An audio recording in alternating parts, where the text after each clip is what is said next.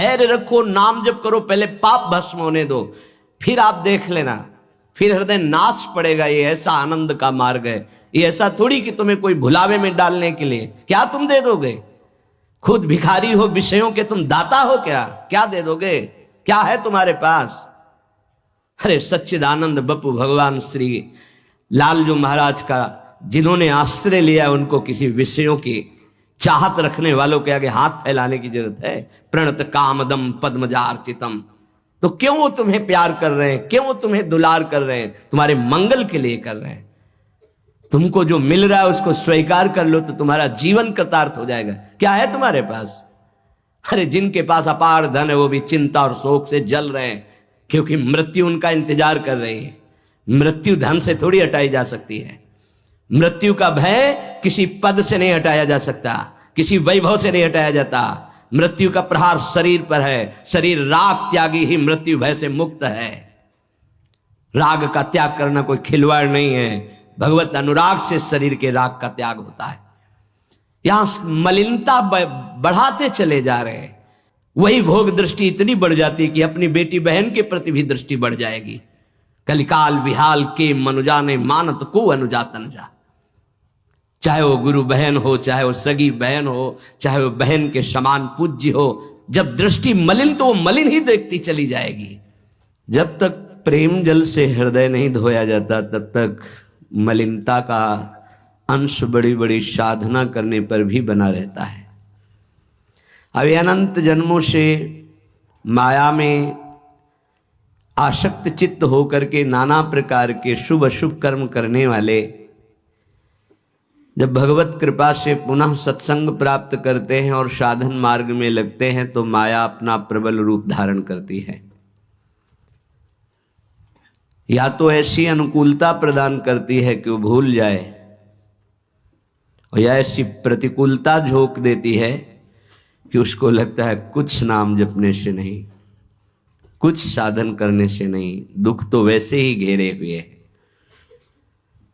धैर्य छूट जाता है और भगवत मार्ग से विमुख आचरण करने लगता है।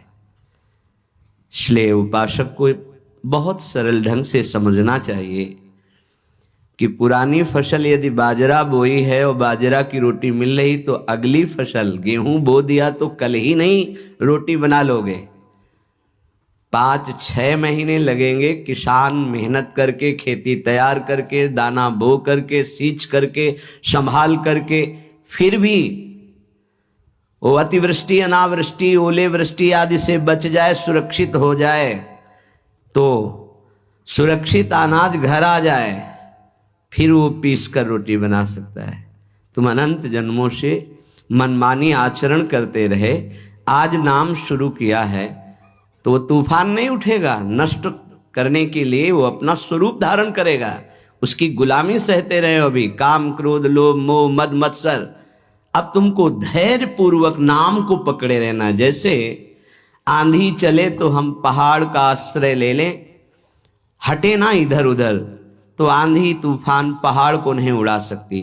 ऐसे ही श्री भगवान कह रहे मामेव ए प्रपद्यन्ते माया में ताम तरंतिते। माया का तूफान आएगा पर तुम मेरे चरणों को पकड़े रहना, छोड़ना नहीं। पर ये जिनका मलिन हृदय है ना, वो सोचते हैं 4 दिन नाम जप करेंगे सारे दुख मिट जाएंगे। हाँ पक्का मिट जाएंगे, जड़ से मिट जाएंगे, पर धैर्य पूर्वक जीवन को आगे बढ़ाओ। भगवत विमुख होने से तुम्हारा मंगल ही अमंगल है, भगवत सन्मुख होने पर मंगल ही मंगल है। थोड़ा धैर्य धारण करो, तुम्हारी ये फसल तैयार हो जाए, फिर देखना आनंदित हो जाओगे। पर ये कुसंग मन का और तन का, ये दोनों परमार्थ में टिकने नहीं देते। जहां ऐसे मित्र जन मिले जो गलत आचरण करने वाले होते हैं, वो पूछते हैं तुमने शराब छोड़ दिया, मांस छोड़ दिया, तुम नाम जप करने लगे, कुछ लाभ हुआ? अरे कुछ नहीं होने वाला, तुम देख लो करके। उसके दिमाग में माया तो आक्रमण किए ही है। तत्काल नकारात्मक भाव आ जाता है कि नहीं नहीं, भगवत मार्ग में कुछ नहीं मिला, ठीक कह रहे हो, तो आओ हमारे संग फिर हो जाओ। फिर वो माया के मलिन आचरणों में उतर जाता है। वो संत द्रोह भगवत द्रोह उसके हृदय में अपना स्थान बना लेता है। फिर जन्म जन्मांतर युग युगांतर कब अवसर आएगा भगवत मार्ग में चलने का। इसलिए जिनको सत्संग मिला है, जिनको नाम जपने का सौभाग्य मिला है, उनको बहुत धैर्यवान होना पड़ेगा। इसको ऐसे पकड़ना होगा कि जैसे हम बहुत बीमार हैं और इस औषधि के सिवा हमारा कोई रास्ता नहीं बचने का, अब हमको ये औषधि खानी ही है। जा सुनाम भवभेषज हरनि घोर त्रयशूल, तीनों तापों का नाश करने की सामर्थ्य और संसार समुद्र से पार करने की सुदृढ़ नौका, भवरोग की अचूक औषधि नाम है। हमारा भाव बने न बने, भाव बिगड़ जाए, कोई बात नहीं, तुम नाम मत छोड़ना, हमारी प्रार्थना मानना, नहीं तो ये तूफान माया का आपको उड़ा ले जाएगा, परमार्थ में नहीं खड़ा होने देगा। बहुत धैर्यपूर्वक दीर्घ काल तक चला जाता है। धैर्य कहते हैं लाभ मिले ना मिले, हानि मिले, अपमान मिले, सम्मान मिले, हम किसी भी स्थिति में अब नाम नहीं छोड़ सकते, वो जीत जाएगा माया से। विपक्ष बहुत जोरदार है, आप क्या समझते हो? आप भगवान के अंश हो, ये भूल चुके हो, लेकिन वो नहीं भूली, वो भगवान की शक्ति है। भगवान कह रहे हैं मम माया दुरत्य, मम माया, मम मेरी है। जैसे ममैवांशो आपको बोला तो विपक्ष को भी बोला मम माया। अब आपको सावधान करने के लिए भगवान ही संत गुरुदेव शास्त्र इस रूप में संबोधन करते हैं। तो अगर आप इनकी बात मान जाओगे तो माया भगवती कृपा करेंगी और अपना प्रभाव समेट लेंगी, और यदि आप इनकी अवहेलना उल्लंघन करोगे तो फिर उनके प्रभाव से बड़े बड़े ज्ञानी परास्त हो गए हैं। जो माया बहुबार नचावा, जास चरित लख नहीं पावा, ऐसी विचित्र है, बहुत बहुत विचित्र। जो ज्ञानिन कर चिता परई, बरी आई विमोह बस करई, ऐसी प्रचंड माया है।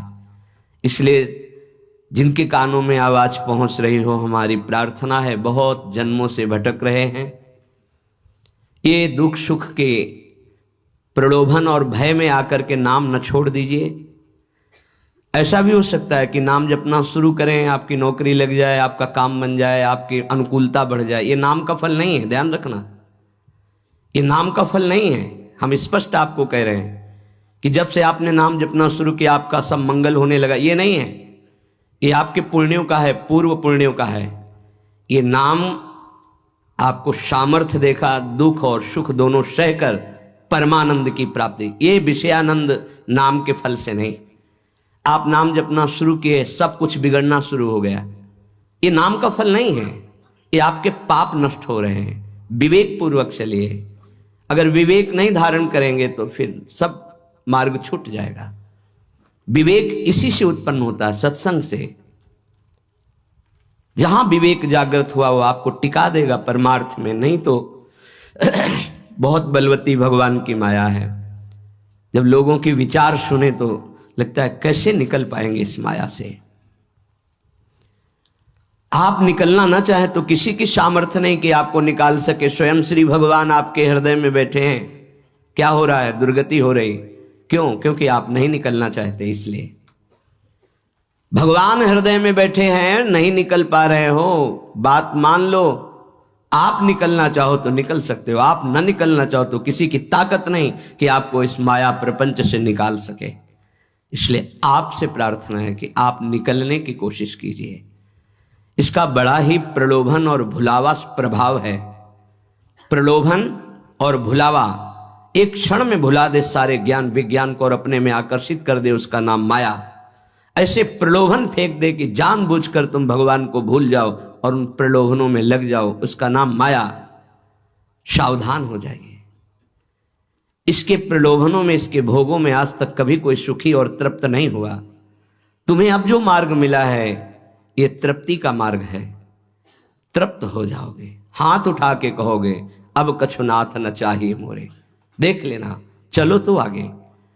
वैभव, जब ब्रह्मा जी नमस्कार करते हैं तो इससे बड़ा वैभव क्या हो सकता है। भक्त को ब्रह्मा जी भी नमस्कार करते हैं।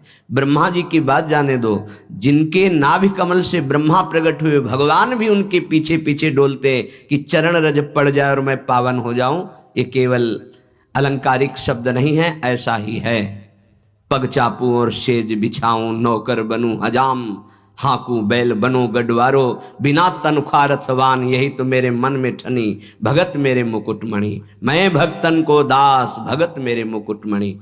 ये मार्ग आप चयन किए हैं भगवत कृपा से, तो इसमें आपको टिकना होगा, इसमें आपको परीक्षा देनी होगी। जितना पढ़ाया जाता है उतनी ही परीक्षा होती है, उसके आगे नहीं होती, ध्यान रखना। अध्यापक जितना आपको पढ़ाता है उसी पे प्रश्न करता है। तो जितना आपको सत्संग सुनाया गया, जितने में आपकी भूमिका भक्ति की है जैसी भी, उतना ही प्रश्न होगा, उसके आगे प्रश्न नहीं होगा। उतने पे तो आपको सफल होना पड़ेगा। नहीं सफल होगे तो फिर पढ़ाई कीजिए, फिर प्रश्न आएगा। जब आपको परमार्थ पद में, परम पद में आरूढ़ होना है तो आपको ये निर्णय करना ही पड़ेगा। एक तरफ माया है, एक तरफ भगवान है। माया को साधन बनाकर भगवान की प्राप्ति की जाती है, भगवान को साधन बनाकर माया की प्राप्ति नहीं की जाती। प्रायः लोग इसी भुलावे में हैं कि भगवान को साधन बना लेते हैं और माया साध्य बन जाती है। मुझे ये चाहिए, नहीं मिला तो तुम भगवान नहीं। ये परमार्थ ऐसे नहीं चला जाता, धैर्य पूर्वक चला जाता है। अगर धैर्य का अवलंबन नहीं लेंगे, विवेक का प्रयोग नहीं करेंगे, विवेक है आपके पास, ऐसा नहीं कि आपके पास विवेक नहीं है, पर आपका विवेक ढका हुआ है। ये सत्संग उसी विवेक को जागृत करता है। आप सत्संगी हो, आप भुलावे में मत आइए। ये माया अपने पार्षदों के द्वारा आपको ठगना चाहेगी। आपने प्रभु को छोड़ दिया, प्रभु की क्या हानि होगी? आप अपनी दशा पर विचार कीजिए, डूब जाओगे, ये माया डुबो देगी। अनंत जन्म भटकते भटकते आज अवसर मिला है भगवत प्राप्ति का, ये आप जान नहीं पा रहे हैं। ये अवसर चला गया तो फिर आप पछताएंगे, कोई अवसर हाथ नहीं मिलेगा। पशु पक्षी बनने के बाद विवेक एकदम ढका रहता है, केवल उतना ही काम करता है, आहार विहार मैथुन निद्रा, बस। वो भगवत प्राप्ति करनी है, मेरा नया जन्म होगा, कुछ विवेक नहीं रहता। आप में ये विवेक जागृत है। आप विवेक पूर्वक परमार्थ को पकड़िए, इस माया की चालों को मत देखिए, सह जाइए, दुख सुख को सह जाइए। श्रीपाद प्रबोधानंद जी महाराज कहते हैं, रहस्यानामे तत्परम सुरहस्यम हरिरसोत्, सर्वानामाश्चर्योन्मदरस विलासोत्सवमिदं, स्वरोचि नित्यानामति परम नित्योज्ज्वलमिदं, यदेतत् श्रीवृन्दावनमिह दृशो नंदयति नः। रहस्यों का परम रहस्य वृंदावन का प्रेम रहस्य है। कल किसी ने प्रश्न किया कि जब श्री जी मिल जाती है तो कैसा आनंद होता है? कैसे कोई बता सकता है? जब लौकिक वस्तु के आनंद के वर्णन की सामर्थ्य जिह्वा में नहीं है तो अलौकिक चिदानंद प्रेम रस का वर्णन कैसे कर सकती है? आपको कोई भी मृदु पदार्थ पवाया गया, कैसा है? बोले मीठा। कितना मीठा है? बहुत मीठा है। नहीं, बहुत मीठा कितना? खत्म। बोलो आगे इसके शब्द क्या है आपके पास उसका स्वाद बखानने का? उत्तर हो सकता है कि आप पाकर देख लीजिए, अन्यथा नहीं। जब प्राकृतिक मायाकृत वस्तु के आनंद का आप वर्णन करने में असमर्थ हैं तो चिदानंद को कैसे वर्णन कर सकते, जहां वाणी का ही प्रवेश नहीं है। रहस्यानामेतत्, जितने आनंद के रहस्य हैं, बहुत सी साधनाओं में आनंद है। परम सुरहस्यम हरिरसोत, ये परम रहस्यमय वृंदावन का प्रेम रस है। देख देख फूल भई, आह, जब अत्यंत आसक्ति ममता प्रिया प्रीतम से हो जाती है, उनका नाम जप करते हुए, लीला गायन करते हुए, रसिकों की कृपा प्रसाद से जब ऐसी ममता हो जाती, मेरी श्यामा जो, मेरे लाल जो, तब जाकर के हृदय में ये फूल भई। वो मुस्कुरा रहे, वन विहार कर रहे हैं, वो झूल रहे, नौका विहार कर रहे, खेल रहे, उपासक का हृदय परमानंद की बाढ़ में आ रहा है। बड़ा ये रहस्यमय आनंद है। देखो, अपने बच्चे को जब खेलते हुए मां देखती है तो उसके हृदय में जो होता है वो कोई दूसरी माता अनुमान भी नहीं लगा सकती है। नवीन बधू और उसका बेटा दोनों एक कांत कमरे में बैठे हास प्रयास कर रहे हैं, और वो कहीं से देख पाई मां तो उसके हृदय में क्या होगा? एक अद्भुत आनंद, और वो मनाएगी, हे विधाता, आपने मेरी मनोकामना पूर्ण कर दी। मेरे बेटा बहू जैसे हंस रहे, खेल रहे, सदैव ऐसे आनंदित रहे। ऐसे बेटे को खेलते देखकर उसको आनंद हो रहा है। छोटी सी मायाकृत ममता में उसका हृदय आशीष देता है, आशीर्वाद देता है। और महाचिदानंद भाव को प्राप्त रसिक जन जब आनंद समुद्र प्रभु और आनंद समुद्र का सार सांद्रानंद घन प्रेम मूर्ति किशोरी जब इनको देखते, जो भगवान शंकर के ध्यान में आ जाए तो उन्माद अवस्था को प्राप्त हो जाते हैं। वो प्रभु और प्रिया जो सामने खेल रहे, उस उपासक के आनंद का कैसे कोई वर्णन करे। उसके हृदय में असीम रहस्यमय प्रेम प्रकाशित होता है।